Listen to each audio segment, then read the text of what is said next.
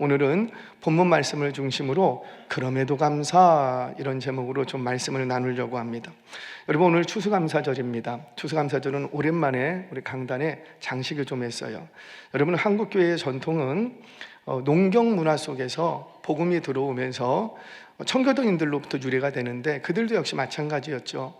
뭔가 추수할 거리, 하나님이 주신 은혜가 있는데 그것이 많든지 적든지 크든지 작든지, 그때는 추수할 거리 딱 생기면 어떻게 하고 일단 그거부터 가지고 오는 거죠. 그렇게 교회로 예배의 자리로 가지고 와서 그게 전부가 아니라고요. 그거는 일부인데 그걸 가지고 와서 감자 하나, 고구마 하나, 배추 한 포기, 쌀 한 봉지, 그거를 가지고 와서 이것만 하나님이 주신 건 아닌데 이와 같은 것들을 나에게 주셨습니다. 그 고백을 가지고 예배하는 날이 오늘이에요. 아멘이세요? 추수감사절은 본질적으로 구원받은 은혜에 감사하고 한 해 동안에 나에게 베풀어 주신 은혜를 기억하면서 감사하는 날입니다. 그런데 이 유래는, 이 추수감사절기의 유래는 성경에서 찾기보다는 신앙의 자유를 찾아 떠났던 청교도인들에게서 그 유래가 돼요. 유래.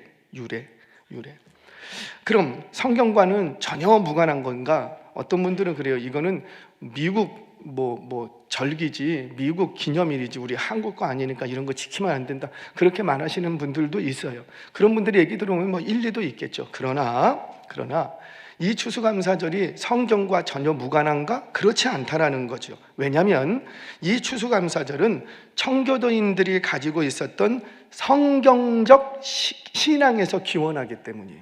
어디서 기원한다고요? 성경적 신앙에서 기초로 삼고 있어요. 그 기초 위에 추수감사절이라는 것이 유래됐던 거지 아무 상관이 없는 게 아니라는 거예요. 우리 한국교회는, 전통적인 건강한 교회는, 한국교회의 모든 교회는, 건강한 모든 교회는 청교도 신앙을 이어받았습니다. 우리 한국에는 참 그래서 보수주의 신학이 강한 거예요. 오늘날 해방신앙, 민중신앙, 그다음에 자유신앙, 여러 가지 신앙들의 도전들이 있지만, 그래도 우리 한국교회가 세계적으로 건강한 이유는 뭐냐면 보수신앙, 바로 이 청교도 신앙을 우리의 모태로 갖고 있기 때문입니다. 그래서 그 신앙의 유산으로 우리 역시 하나님께 감사하는 절기로 지키는데, 일반적으로 11월 셋째 주일을 이제 추수감사절로 지켜요. 그런데 꼭 이날만 지키라는 법은 없어요. 왜냐하면 성경에 11월 셋째 주에 지켜라 이렇게 하는 게 없으니까. 그래서 최근에는, 전통적으로는 셋째 주에 지켰지만 최근에는 교회의 형편에 따라서 이 추수할 쯤 돼서 이 어간에 감사절기로 지키게 됩니다. 그래서 어떤 교회는 첫째 주에 감사절기를 지키는 곳도 있고, 어떤 교회는 둘째 주, 우리 교회 같은 경우는 몇째 주?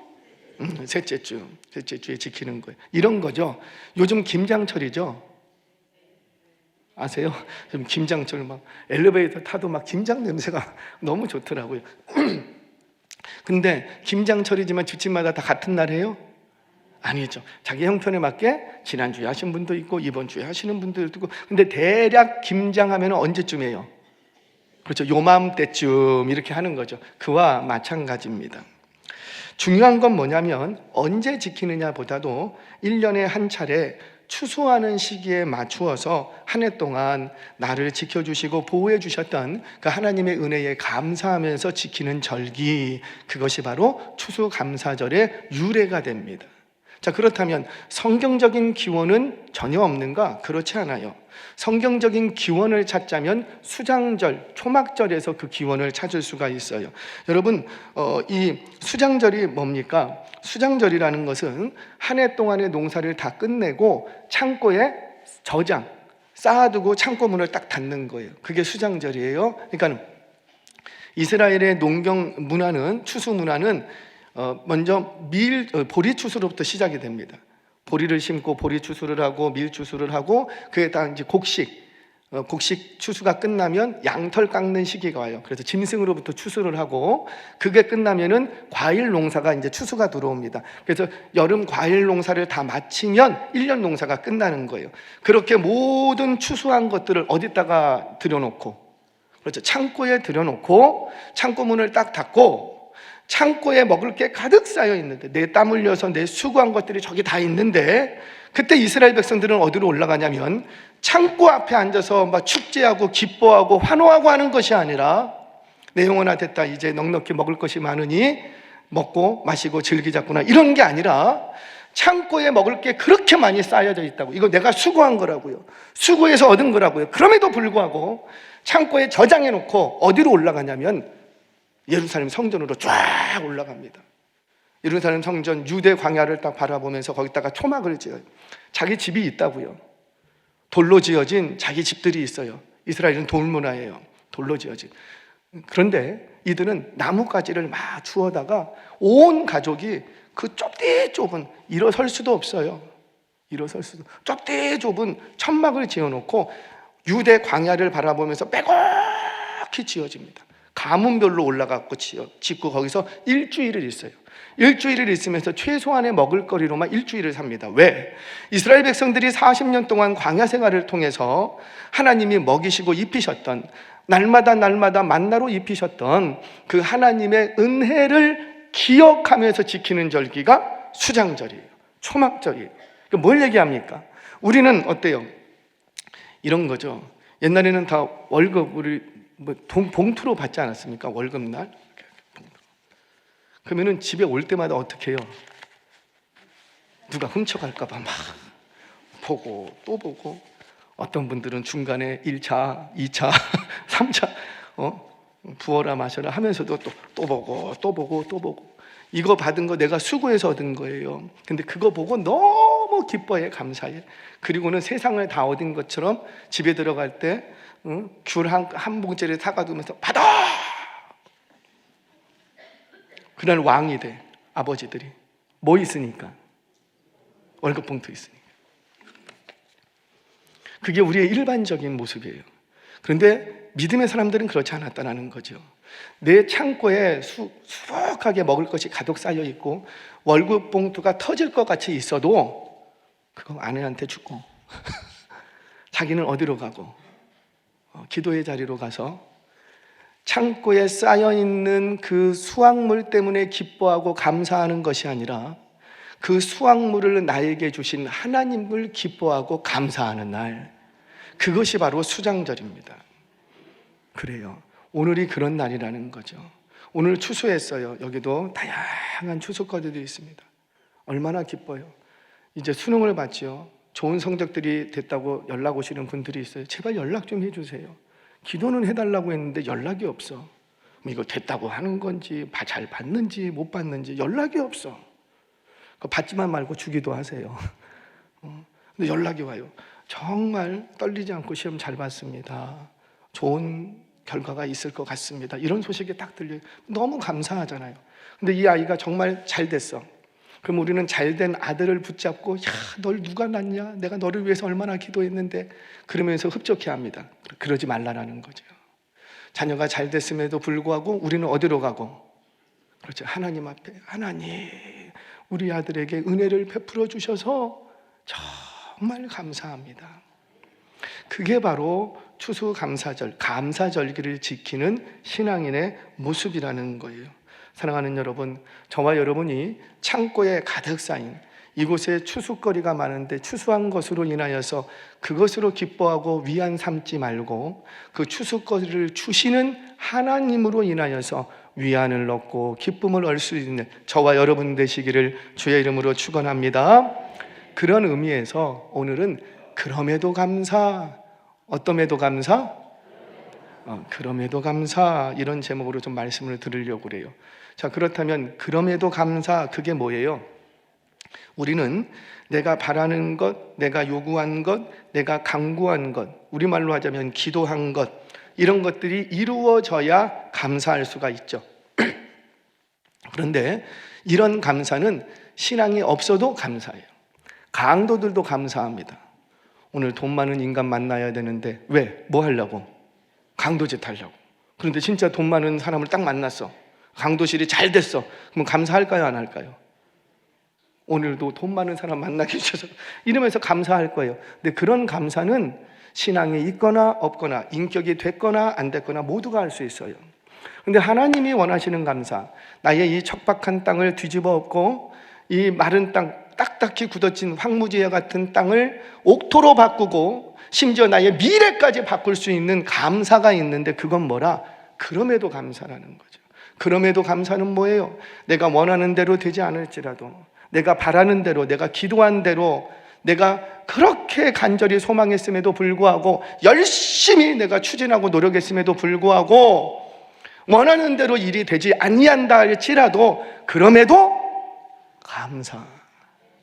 저와 여러분들이 이 그럼에도의 감사를 회복하시기를 바랍니다. 이것만 붙들면 제가 예언해요, 여러분들의 척박한 땅은 옥토로 바뀔 거예요. 해보시라고요. 해보시라고요. 내년에는 우리 감사일기 한번 써볼까요? 대답이 없어. 글 쓰는 거 싫은데 감사일기 한번 한 달만 우리 써보자고요. 감사일기. 내년에 할까요? 안 할까요? 합니다. 저는 한다고 강단에서 해요. 한 달만 한번 써보자고요. 매일매일 무슨 감사할 거리가 있을까요? 없을 거예요. 그런데 쓰려고 뭐 할까요? 찾아가요. 쓰기 위해서 억지로라도 감사거리를 찾아. 할렐루야. 그러면 다음부터는 뭐가 보이기 시작하냐면, 어디 감사거리가 없나? 왜 오늘 저녁에 뭐 해야 되는데? 숙제해야 되는데, 감사일기 써야 되는데 감사거리는 없나? 감사거리는 없나? 감사거리를 찾아다니기 시작하는 거예요. 찾아다니면 눈에 띕니다. 아무한테나 눈에 띄는 거 아니에요. 찾아다니는 사람한테 눈에 띄는 거예요.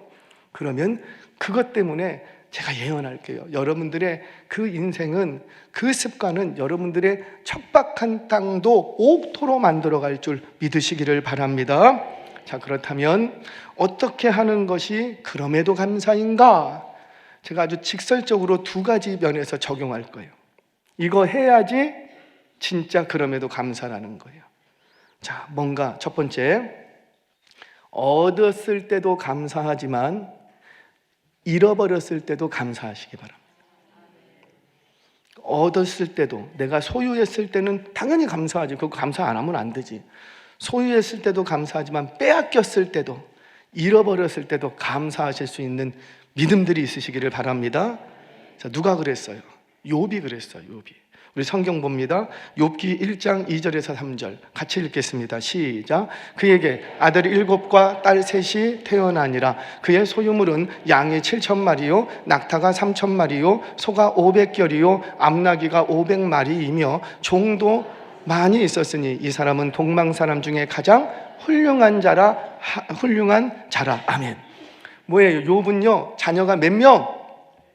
몇 명? 우리는 방금 읽어도 잊어버려. 자녀가 몇 명? 진짜 어려운 거 물어볼게요. 아들이 몇 명? 아들이 왜 7일까요? 7은 이스라엘 백성들에게, 유대인들에게 완전수예요. 그러니까 아들 7이 있다면 한마디로 세상 다 얻은 거예요. 고대에는 아들만 있으면 후손 낳는데 전혀 문제 없고 아들이지. 그러니까 아들 7이 있다라는 것은 이제 더 이상 자기한테 부족한 게 있다 없다라는 거예요. 근데 거기에 딸이 3시부터 그렇게 해갖고 10명이 돼. 10명은 완전수라고도 하지만 충분수라고도 합니다. 충분해. 자녀들의 후손에 비해서 모든 면에서 충분해. 거기다가 뭐도 많았다고요? 소유물이 양이 7,000, 낙타가 3,000, 소가 500. 이거를 조금 바꿀게요. 경차가 7,000대, 낙타 중형이 3,000대. 뭐가 좋은 차가 뭐예요? 에쿠스예요? 뭐예요? 그게 몇 대? 500대 있는 거예요. 500대 있는 거예요. 그러니까 이게 고대에는 자녀가 많은 것과 소유물, 양떼, 소떼가 많은 게 부의 척도였습니다. 그러니까 지금 이 욥은 동방에서 가장 제일 가는 거부라는 소리 들을 만해 재벌 중에 재벌이에요. 그런데 이 물질적인 축복을 더 축복되게 만들었던 축복 하나를 더 받았는데, 그게 뭐냐면 인격과 영성의 축복이었어요. 그는 물질도 많을 뿐만 아니라 재벌 총수임에도 불구하고 인격이 축복받았어. 너무 고결한 인격이야.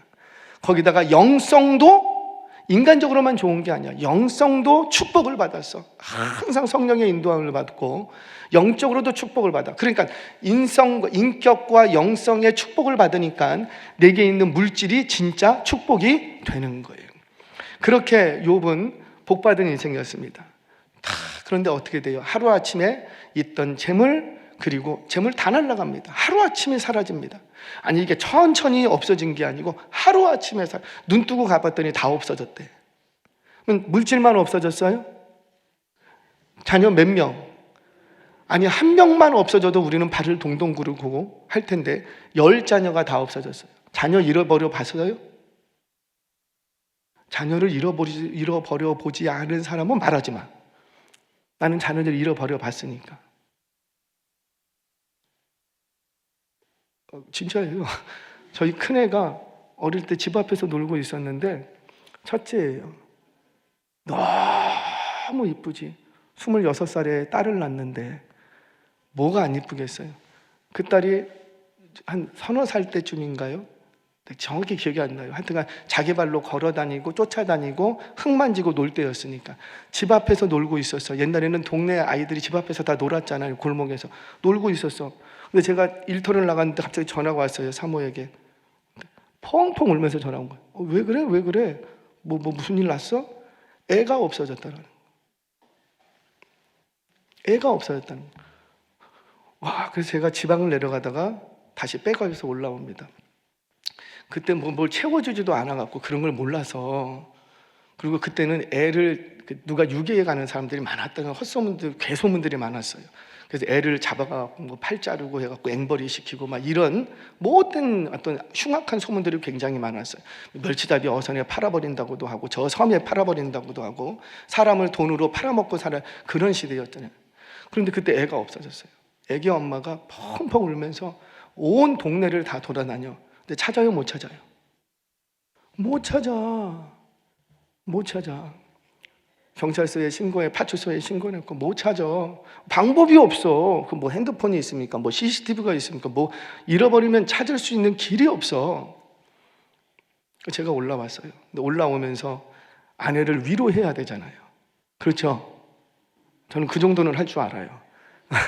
아내를 위로해야 된다. 그래서 제가 어떻게 위로하지? 주여, 어떻게 위로할까요? 전화를 딱 해갖고 여보 너무 걱정하지 마.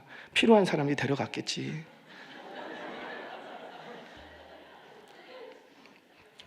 우리는 하나 더 낳자. 우리는 하나 젊으니까 하나 더 낳고 필요한 분이 하나님께서 필요한 사람에게 데려갔겠지. 욕 직살나게 먹었어요. 당신이 남편이냐고, 당신이 애 아빠 맞냐고 막 어떻게 그런 얘기를 하냐고. 저는 믿음으로 얘기했는데 그게 더 큰 상처가 됐더래요. 여러분, 한 자녀만 잃어버려도 세상 다 잃어버린 것 같아요. 근데 10자녀를 잃어버렸어요. 종들 다 잃어버렸어요. 그때 이 욥이 어떻게 합니까? 주신 이도 여호와시요 도로 찾으실 일도 여호와시오니 여호와를 찬송하겠습니다. 10자녀 잃어버리고 다 재산 날라갔다고요. 그럼에도 불구하고 하나님을 찬송하더라는 거예요. 심지어 자신의 몸에 악창이 생기고 아내가 자신을 욕하고 떠날 때 그는 입술로 범죄하지 않았다고 합니다. 그러니까 마음은 힘들었다는 거예요. 당연히 마음이 힘들지. 마음이 힘드는데도 그 힘든 마음을 아내가 실족할까 봐, 주변에 있는 사람들한테 하나님의 영광 가릴까 봐 입으로 말하지 않았다는 거예요. 정말 지혜로운 거죠. 그때 아내가 막 하나님을 욕하고 죽어버려라 그러고 가버립니다. 근데 그 아내에게 이 욥이 뭐라고 말합니까? 하나님께 복을 받았은즉 하나님께 화도 받을 수 있지 않냐? 모든 화와 복이 누구에게 있는데? 신명기서를 보라고요. 하나님께서 복과 저주를 얘기하십니다. 이 말은 뭐예요? 복도 누가 주시고 하나님, 저주도 누가 주시고 하나님. 뭐 복은 하나님이 주시고 저주는 마귀가 주시는가, 그렇게 생각하시면 안 돼요. 복과 화가 누구 손에 다 있고? 하나님. 근데 신명기 말씀에 복을 많이 줄까요? 화가 더 많을까요? 화가 분량명에서 과반수 이상으로 더 많아요. 화가. 그러니까 우리는 누구 눈치 보고 살아야 돼요? 그렇죠? 하나님 눈치. 왜? 복도 누가 주시고 화도 누가 주시고 그래요. 그래서 우리는 하나님 눈치를 보는 거예요. 내가 오늘 이 말씀대로 살았나 못 살았나. 하나님, 나 이 정도면 살았나요? 못 살았나요? 하나님 눈에 안 보이시는데 어떻게 눈치를 봐? 말씀으로 눈치를 봐야죠. 그 말씀을 보면서 오늘 목사님이 설교하셨는데 내가 정말 이 말씀대로 살지 못한 것 같은데 어떻게 하면 좋아요? 누구 눈치 본다고요? 하나님. 그게 바로 하나님을 경외하는 사람이에요. 경외는 그런 겁니다. 경외는. 욥은 그 상황 속에서도 아내에게 하는 얘기가 하나님께 우리가 복을 받았은즉 화도 받을 수 있지 않겠니? 라면서 원망하고 불평하고 저주하는 아내를 설득합니다. 여러분 어때요? 그렇게 너무나도 성숙하고 너무나도 성숙한 놀라운 신앙 고백 아니겠습니까? 이게 욥의 모습이에요. 자, 그렇다면 저와 여러분들은 어떨까요? 내게 물질을 주신 분도 누구? 거봐, 몇 명밖에 아멘을 못해. 내게 물질을 주신 분이 누구고? 수고는 누가 하는데? 수고는 하나님이 하시는 거 아니에요? 수고는 누가 하고? 내가. 그래서 땀 흘려 수고한 대로 근데 소득을 얻게 하시는 분은 누구고? 여러분 아시잖아요. 내가 1년 동안 공부 열심히 했다고 수능날 시험 보면 잘 나옵니까? 그건 아니거든요. 답 밀려 쓰거나 자기 이름도 막 까먹고 안 쓰거나. 저는 그래 봤으니까. 할렐루야. 이름 안 쓰고 나온 적도 있어요. 어떻게 될지 어떻게 해요. 막 떨려갖고 막 실기를 봐야 되는데 평소보다 엄청 떨어 막 캄캄해지고. 그러면 아무리 내가 수고하고 노력을 했어도 열매가 있어요, 없어요? 없어. 그러니까 수고는 누가 하고? 내가 해야 될 몫이. 그러니까 내 일은 내가 하자라는 거죠. 나의 일은. 수고하고 땀 흘리는 건 내가 하지만 그것을 소득되게 하시는 분은 누구시라? 하나님. 아멘이세요? 그래서 모든 물질과 소유가 다 누구의 것이고 하나님의 창고에서 나오는 거예요. 그래서 물질을 주신 분도 하나님이시기에 물질을 도로 찾으실 분도 여호와이심을 믿으십니까? 질문하려고 했는데 믿으세요? 믿으시는 줄 믿습니다. 이런 거죠. 군대 다녀오시는 분들은 좀 공감하실 것 같아요. 군대를 제대하는 사람이 군복무 너무 힘들어서 너무 힘들게 하고 제대를 딱 했어요. 근데 제대하는 동안에는 반드시 제대할 때는 군복무 중에 사용했던 모든 보급품을 반납하고 와야 돼요. 반납하고. 그래서 어찌하든지 뭐 어떤 사람들은 뭐 하나 가지고 나오려고 애도 쓰는데 기본적으로 반납해야 돼요. 저도 다 반납했어요. 여러분 생각해 보세요. 군복무할 때 정들었던 것들이야. 군인들은요, 군인 아저씨들은 제복이 몇 벌이에요? 2벌이에요. 한 벌은 평상복, 한 벌은 휴가복. 2벌 부려. 똑같은 옷. 그러면 봄, 여름, 가을, 겨울 달라요? 똑같아요? 똑같아요. 군대를 안 가봐서 그래. 여름에는 어떻게 하고? 접어 입고. 겨울에는 어떻게 하고? 펼쳐 입고. 추우면 어떻게 하고? 덧입고. 더우면 어떻게 하고? 그거 벗어놓고. 그게 전부예요. 그게 제복이라는 거예요. 제가 이제 가운 얘기를 했는데 제복, 단체복, 제복은 봄, 여름, 가을, 겨울 이런 게 없어요. 제복은 원래는 한 벌이에요. 한 벌. 경찰관들도 마찬가지죠. 물론 색깔은 바뀔 수가 있지만 요즘은 너무 좋아져서 뭐 경찰복, 반팔 경찰복도 있고 막 그렇게 하는 것 같아요. 근데 원래 제복은 그러면 안 돼. 항상 동일해야 돼. 항상. 자, 여하튼 간에 제대를 합니다. 제대를 할 때 정들었다고 그거 내 거라고 그거 반납해야 되는데 반납 안 하고 막 가지고 나옵니까? 절대 안 그래요. 그 내가 군인으로 있을 때 이거 나라에서 주는 것 그거 사용했지만 나라에서 다시 달라고 하면 줘야 돼요, 감춰야 돼요? 줘야 되는 거예요. 다 벗어던지고 오는 거예요. 영적 원리도 마찬가지입니다. 우리는 모두 이 땅에 보내질 때 하나님께서 적절한 보급품을 다 준비해 놓고 사이즈에 맞춰서 주셨어요. 그런 것들이 필요 없는 게 아니에요. 진짜 필요해. 절대적으로 필요해. 그래서 그건 누가 책임져 주시고? 그래서 하나님이 책임져 주시는 거예요. 필요하니까. 너한테 안 맡긴다라는 거예요. 내가 책임지겠다라는 거죠. 그렇게 해갖고 주십니다. 그런데 내가 비록 군인이기에 그런 것들을 내가 이 땅에 올 때 하나님께서 주신 보급품을 가지고 열심히 살았어요. 물론 어떤 이에게는 넉넉하게 보급품이 될 때도 있고, 어떤 이에게는 부족하게 줄 때도 있고, 어떤 이에게는 새 것으로 줄 때도 있고, 어떤 이에게는 헌 것으로 줄 때도 있고, 심지어 내게 주셨던 그것을 세상에 상급자가 뺏어가더라고. 너 발 몇이야? 네, 몇입니다. 갖고 와. 내 거 신어. 자기 헌 거 주고, 자기 거 새 거 가지고. 그럼 그거 헌 거 갖고 또 군생활하면서 막 쓰는 거예요. 뺏길 때 마음이 좋을까요? 나쁠까요? 누구도 나빠. 저는 그런 성자가 아니에요. 누구도 나빠. 너무 속상해. 왜 내 것을 저 상급자가 자기 것도 있으면서 왜 내 것을 뺏어가는지 이건 말이 안 돼. 너무 억울해. 그런데 제대할 때는 어떻게 해요? 뺏은 것도 놓고 오고, 뺏긴 것도 놓고 오고, 다 놓고 오는 거예요. 그래요. 하늘의 비밀을 아는 사람들은 이 땅의 것을 마음껏 사용하기는 하지만 반납할 때는 절대 아쉬워한다, 안 한다? 안 한다.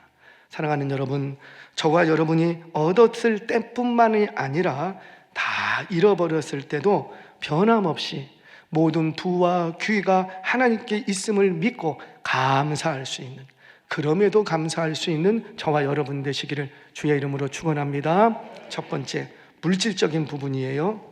돌려 말하지 않습니다. 돈 문제예요. 물질적인 부분에 있어서 부하건 가난하건 여유롭건 정말 부족하고 너무 힘들고 어렵건 그럼에도 감사할 수 있는 저와 여러분 되시기를 주의 이름으로 축복합니다. 자, 두 번째. 첫 번째는 물질에 관하여서, 두 번째는 상황에 관한 거예요. 상황. 여러분, 안전할 때도 감사하지만 위험할 때도 감사하시기 바랍니다. 평탄할 때도 감사하지만 풍랑 만나서 배가 뒤집혀질 것 같아도 감사하시기를 바랍니다. 여기까지 가야 돼요. 돈 문제도 어려워요. 사실 상황 문제도 우리는 쉽지 않아요. 근데 이걸 뛰어넘을 때 진짜 우리에게서 감사가, 나의 삶을 바꾸는 감사가 나오는 거예요. 우리 본문 말씀 봅니다. 10절 같이 읽겠습니다. 시작. 다니엘이 이 조서에 왕의 도장이 찍힌 것을 알고도 자기 집에 돌아가서는 윗방에 올라가 예루살렘으로 향한 창문을 열고 전에 하던 대로 하루 3번씩 무릎을 꿇고 기도하며 그의 하나님께 감사하였더라. 아멘. 오늘 처음 오신 분들은 대단히 죄송합니다. 나중에 우리 주변에 계신 구역장님들한테 좀 더 스토리를 들으시기 바랍니다. 이 스토리들 아시는 분들은 다 아실 거예요. 그렇게 3번씩 창문 열고 기도했어요. 그러했더니 어떻게 되고? 바로 잡혀갔어. 왜 창문 열고 기도했는데 바로 잡혀가죠? 소리 질러서 기도했어.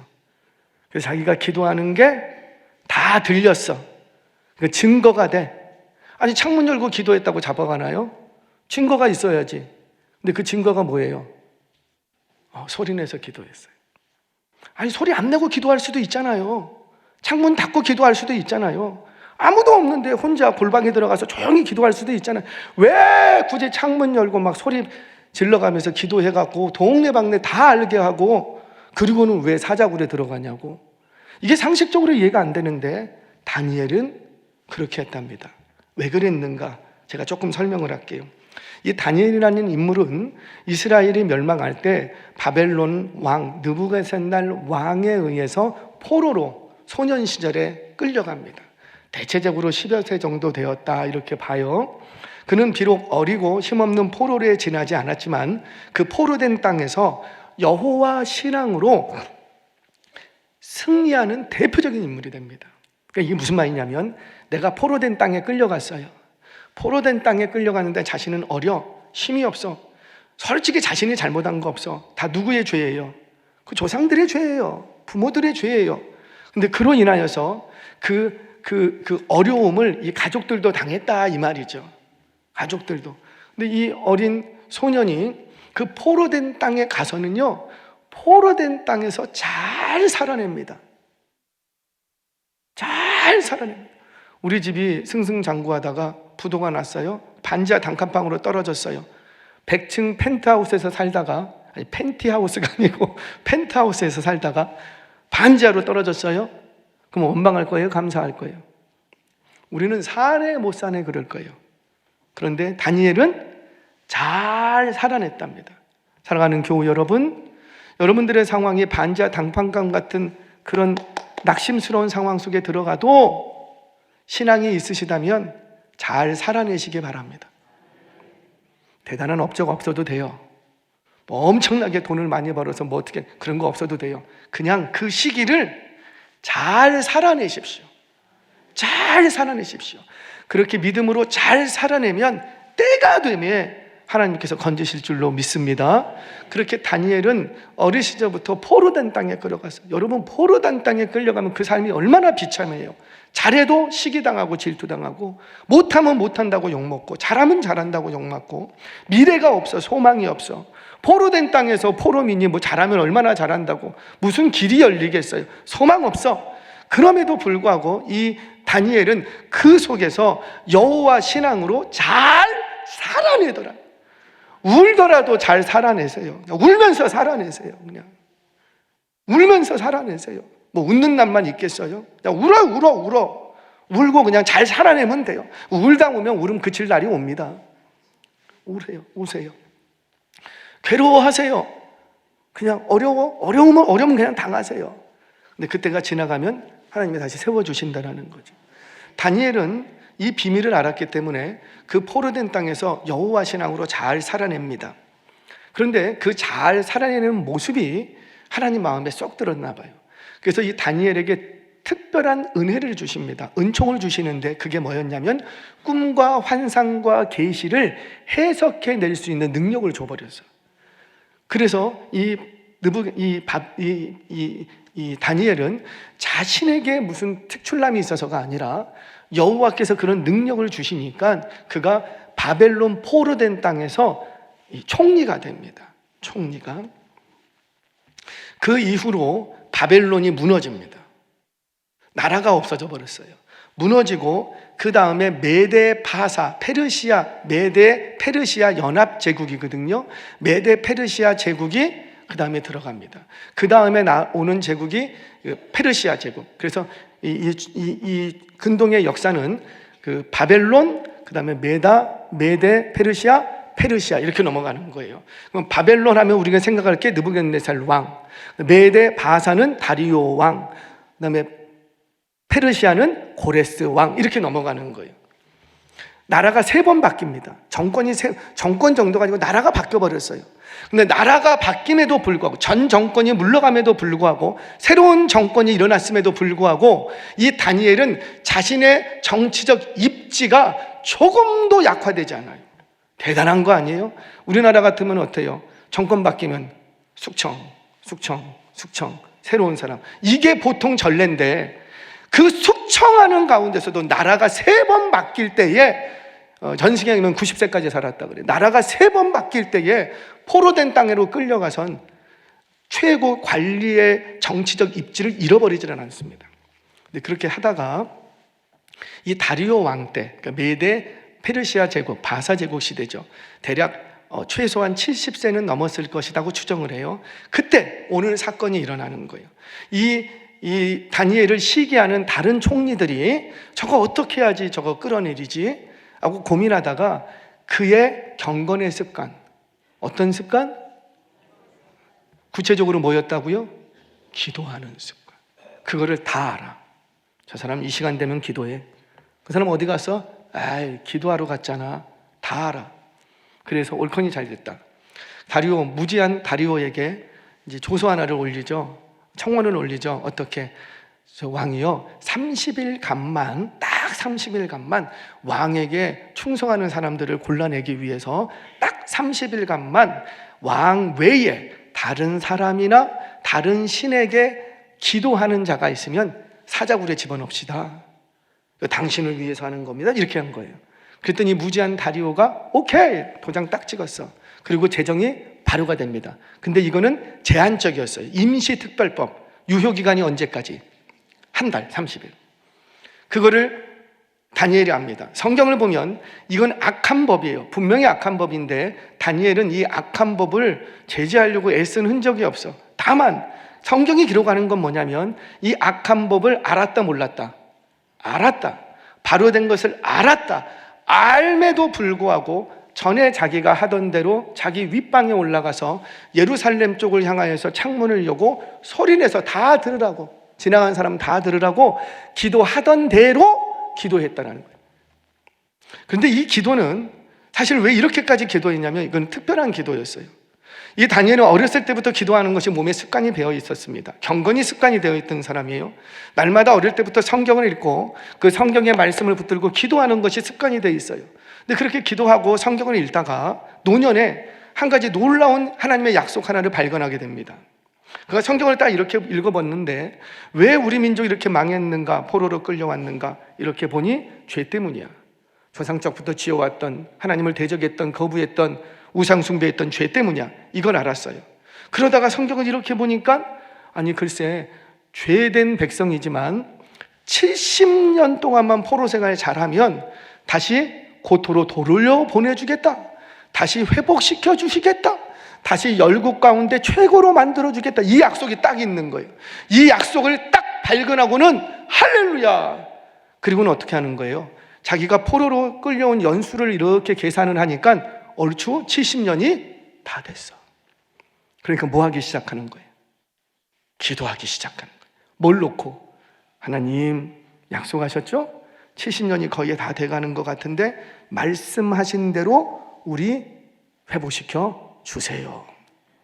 그런데 그 감사의 근간에는, 기도의 근간에는 감사했답니다. 뭐가 감사한 거죠? 자기가 출세한 게 감사해요? 자기를 여기까지 지켜준 거? 정치적 입지를 지켜준 거 감사해요?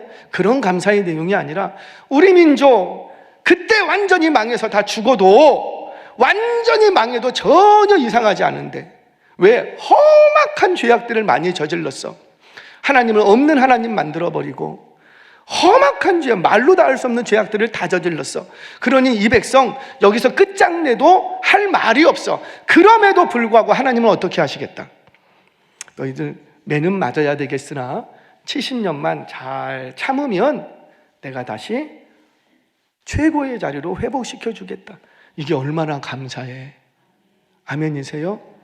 지금 여러분들 가운데 척박한 땅에 떨어졌습니까? 원망해 보시라고요. 상황 바뀌는 거 하나도 없어요. 더 힘들어질 거예요. 그런데 그 속에서 감사 기도를 시작하시기를 바랍니다. 그럼에도 감사, 내가 평탄할 때도 감사, 위기 속에서도 감사.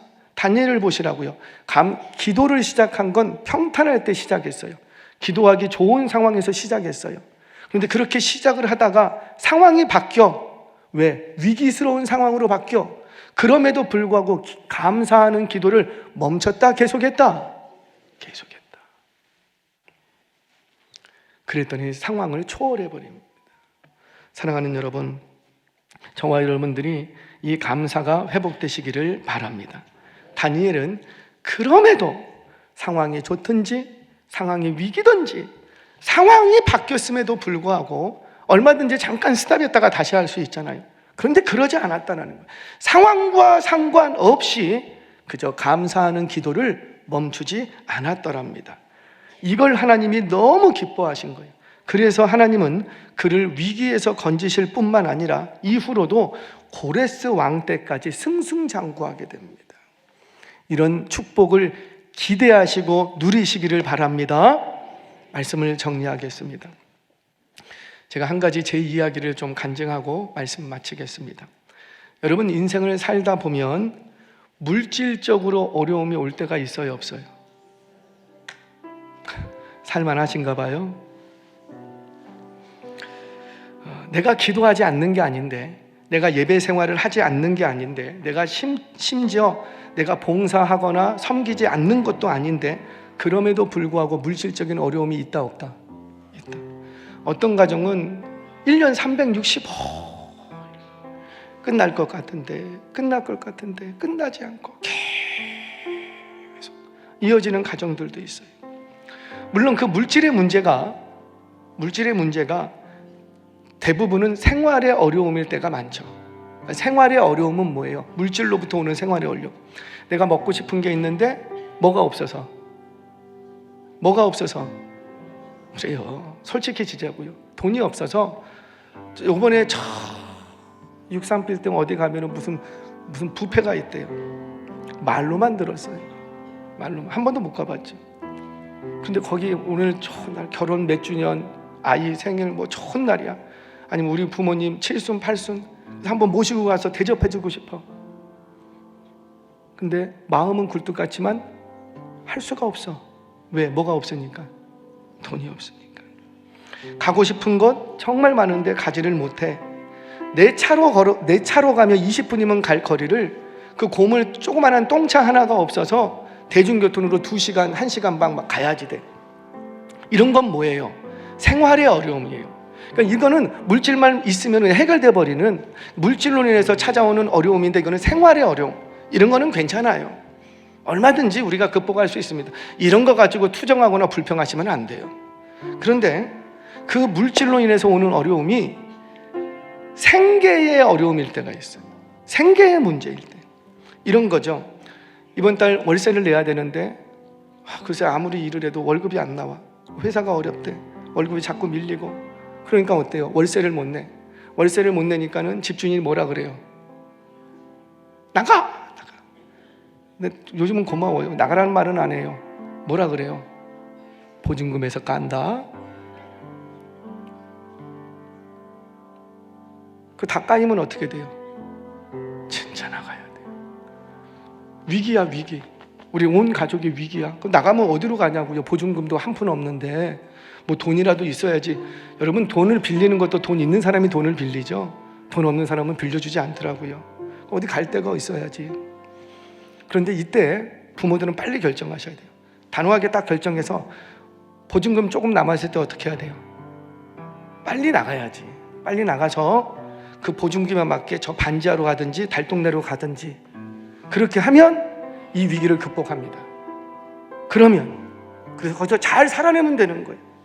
생계의 어려움도 사실 돌파구가 있어.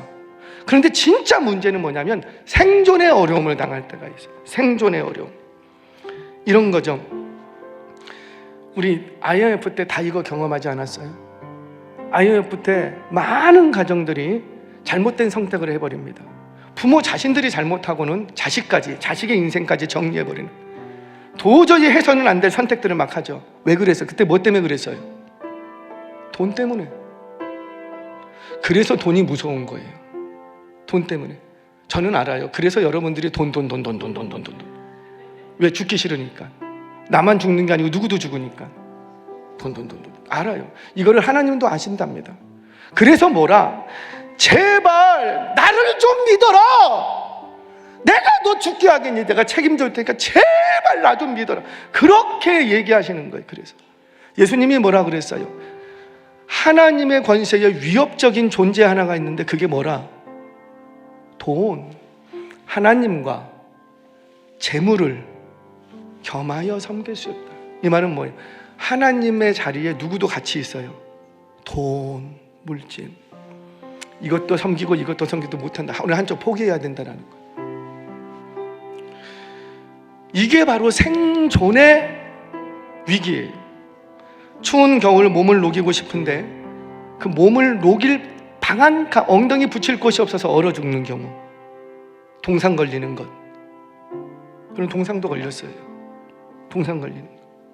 기름볼레에 기름이 떨어진 지 오래고, 어린 젖먹이 아기에는 분유 한 명, 모유가 안 나와. 분유 좀 사서 먹이고 싶은데 분유 한 통 살 돈이 없어. 빚쟁이들이 밤낮으로 빚도촉하고, 이런 상황이 되면 살고 싶을까요? 죽고 싶을까요? 뭐 때문에? 돈 때문에. 이걸 생존의 위기라고 합니다. 생존의 위기. 저희 집도 사기꾼에게 걸려서 집이 하루아침에 사라졌어요. 저희 부모님은 평생의 기도의 제목이, 그때는 다 그랬어요. 지방에서 시골에서 올라오셔서 도시 생활하면서 평생의 기도의 제목 딱 하나, 뭐였어요? 내 집, 내 집. 지금도 그러지 않습니까? 영끌족, 내 집 하나 마련해 보겠다고. 내 집. 이발소에서 그렇게 새벽 5시부터 밤 12시까지 일해서 어렵게 반지하 18평 빌라, 신축 빌라 비를 분양받았어요. 은행 대출 받아갖고 집을 마련했어요. 그때가 언제였냐면 제 결혼할 즈음에 결혼하기 2년 전, 3년 전이니까 결혼할 쯤에. 그래서 저는 신혼방을 어디서 했냐면 제 방에서 그냥 했어요. 돈도 없으니까, 신혼집 없어. 그래서 그냥 신혼방에 장판 새로 하고 단칸방 하나, 그 신혼방 제가 쓰던 방을 도배 다시 하고. 그래서 정말 저희 아내는 복 받았어요. 할렐루야. 아무것도 가져오지 말라 그랬어. 왜? 이미 뭐 하니까. 그리고 당신 필요한 수저만 갖고 와라. 진짜 그렇게 시작을 했어요. 그렇게 한 2, 3년은 행복했나? 정확히 기억이 안 나요. 그랬던 것 같아요. 근데 올 것이 왔어요. 저희 동네에서 사기를 치신 분이 계세요. 동대문에서 혹시 이 자리에 계시다면 회개하시기 바랍니다. 있을 수도 있어요. 있을 수도 있어요. 동대문에서 원단 장사를 하시는 분이었어요. 돈을 참 많이 버셨어요. 근데 그때는 다 대금 결제를 어음으로 했거든요. 동대문에서 50억, 한 30여 년 전이었어요. 50억.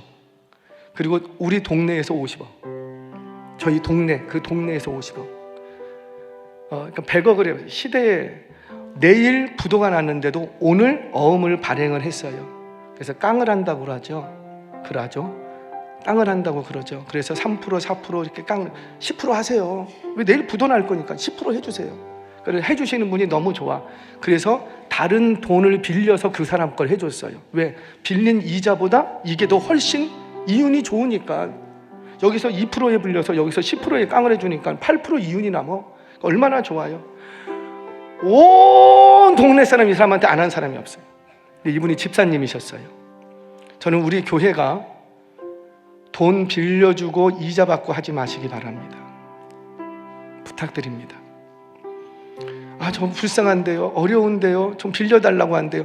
그러면 내가 안 받아도 괜찮다 라는 정도까지 빌려주세요. 어떤 분은 그게 50만 원 될 수도 있고, 어떤 분은 100만 원이 될 수도 있고, 1000만 원이 될 수도 있는데, 내가 이분한테 정말 나 이분 돕고 싶은데 내가 빌려줘도 이분이 돈 있으면 갚고, 뭐 돈 없으면 안 갚아도 된다. 나 잊고 살 수 있는 그 정도의 믿음은 있다. 거기까지만 해주세요. 이자 받으려고 돈 빌려주고 너 언제 갚을 거야? 교회 엉망됩니다. 그분이 집사님이셨는데 그 우리 교회에 한 100년 된 교회가 있었어요. 그 교회에 담임 목사님으로부터 모든 성도가 그분한테 안 걸린 사람이 없어요. 신앙생활 너무 잘해, 봉사 너무 잘해, 사업이 잘 된대. 동대문에서 원단 장사하면 크게 사업 잘하는 거죠. 그러니까 여기저기서 돈도 빌려주고 끌어와. 부도났어요. 교회 없어지는 줄 알았어요. 그럼에도 불구하고 하나님이 그 교회 지키시더라고요. 목사님이 얼마나 울면서 교회를 지켰는지 지금도 교회 그 자리에 그대로 있습니다. 지금 한 130년, 140년 됐어요. 그대로 있습니다. 저희 집도 거기에 걸렸어요. 저희도 거기에 걸려서 결혼을 한 해에 사모가 이렇게 배가 불렀는데 집딸기들이 오더라고요.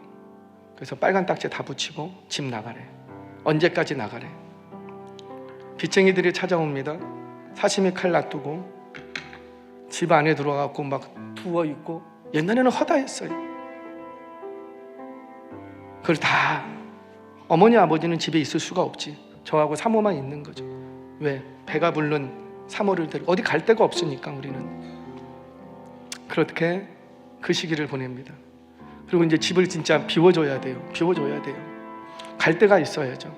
아기를 출산했는데 오라는 곳도 없더라고요. 갈 데가 없었어요. 그런데 그때 섬기던 제가 집사였습니다. 그때 우리 목사님, 담임 목사님께서 고집사 우리 빌라에 연탄 창고, 옛날에는 빌라에 반지하에 창고가 있었어요. 연탄 쟁여놓고 막 이런 창고들이 하나씩 방공호라 그래서 하나씩 다 있었어요. 그 창고가 있는데 여기 와서 좀 살아보겠나? 그래서 제가 네 그러겠습니다. 가릴 거 없었어. 왜 그랬냐면 그때 그 빌라가 재건축에 들어간다는 소문이 있었어요. 하도 오래돼서 그래서 거기에서 이렇게 좀 지내면 이제 이사 비용이 좀 나온다고, 세입자도. 그럼 그 이사 비용 받아서 이제 다시 시작하라고. 돈이 하도 없으니까. 그래서 조금만 참고 살라고. 그래서 들어갔어요. 오늘 일부 예배 때도 얘기를 했는데 사모가 막대여서 거기서 수년이 있었대요. 저는 수개월 있었는 줄 알았는데 거기서 수년을 있었대요. 아기를 낳고 아기가 클 때까지 수년을. 전기만 들어와요. 세면 화장실 없어요. 거기서는 공중 화장실을 썼어요. 공중 빌라에 공중 화장실이 있고 공중 세면장이 있어요. 물 틀면은 거기 같이 쓰는 공동 수도, 거기 가서 세수하고 화장실 거기서 쓰고. 누워 있으면 저는 그때 제 키가 큰 줄 알았어요. 이렇게 하면은 거의 천정이 다. 근데 제가 큰 게 아니고 천정이 낮더라고요.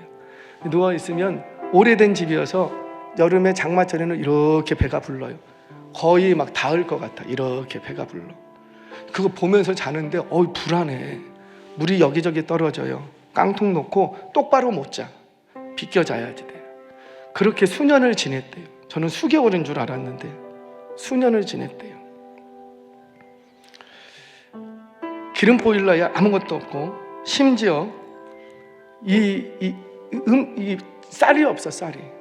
쌀이 없으니까 담임 목사님이 성미 들어온 거를 저한테 주셨어요.